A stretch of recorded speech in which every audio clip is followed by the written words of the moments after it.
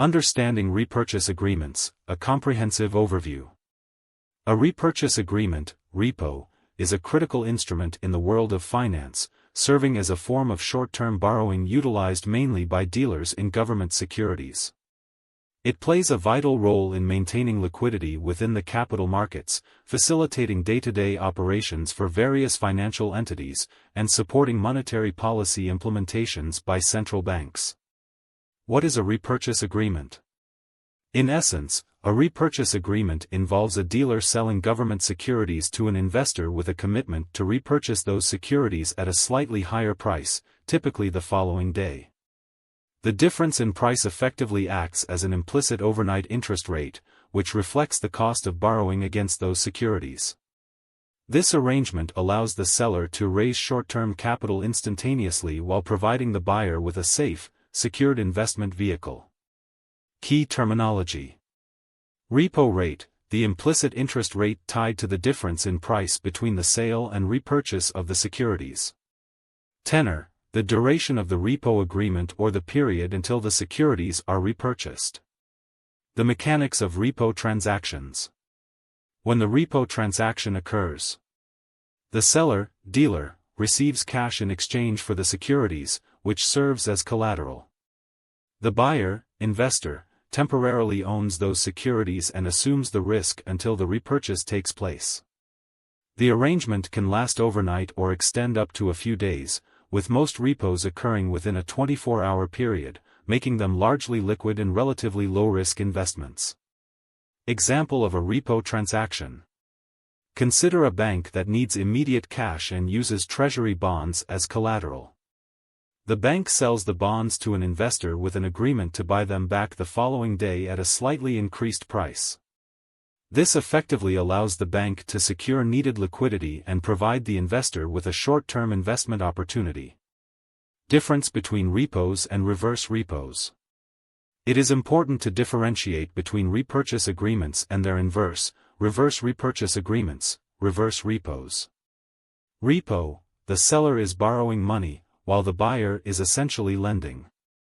Reverse repo, the buyer enters a reverse agreement, temporarily purchasing securities with an understanding to sell them back to the seller at a later date. Central banks frequently use these instruments to manage liquidity levels in the financial system. For example, the U.S. Federal Reserve has utilized both repos and reverse repos to adjust the money supply over the past few years, especially in response to economic conditions during the COVID-19 pandemic. Types of repurchase agreements. Repo transactions are not all created equal, they can be classified into different types based on the structure and parties involved. 1. Third-party repos. Also known as tri-party repos, these transactions involve a clearing agent, usually a bank, that facilitates the deal between the buyer and the seller. This agent manages custody, pricing, and settlement processes. This method accounts for a significant portion of the repo market, given that the clearing agent provides both security and efficiency. 2. Specialized delivery repos. These agreements provide guarantees regarding the bond's delivery at both the commencement and conclusion of the agreement. They are less common due to their specialized nature, requiring stringent conditions to be met. 3. Held-in-custody repos. In this structure, the seller retains a custodial hold of the security while receiving cash. This approach introduces a counterparty credit risk since insolvency of the seller could prevent the investor from accessing collateral.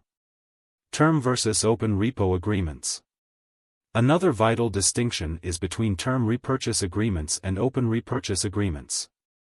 Term repo, this has a specified maturity date and a fixed interest rate. It is ideal for parties who know the exact duration for which they require financing. Open repo, lacking a defined maturity date, this arrangement can be extended or terminated at any time. It is utilized when parties are uncertain about how long they need the funds. The interest rate on an open repo tends to align closely with the federal funds rate, making it an attractive option for many investors. The significance of repo agreements in financial markets. Liquidity management. Repos are fundamental for maintaining liquidity in capital markets. They allow financial institutions to manage their cash flow efficiently. For instance, if financial institutions need to meet short-term funding requirements, they can engage in repo transactions to fill those gaps. Federal Reserve's role.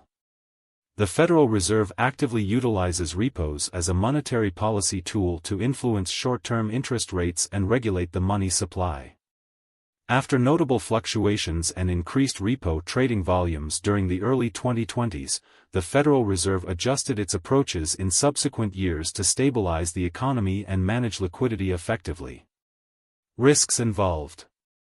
While repos are generally considered low risk due to their collateralized nature, they are not entirely devoid of risk.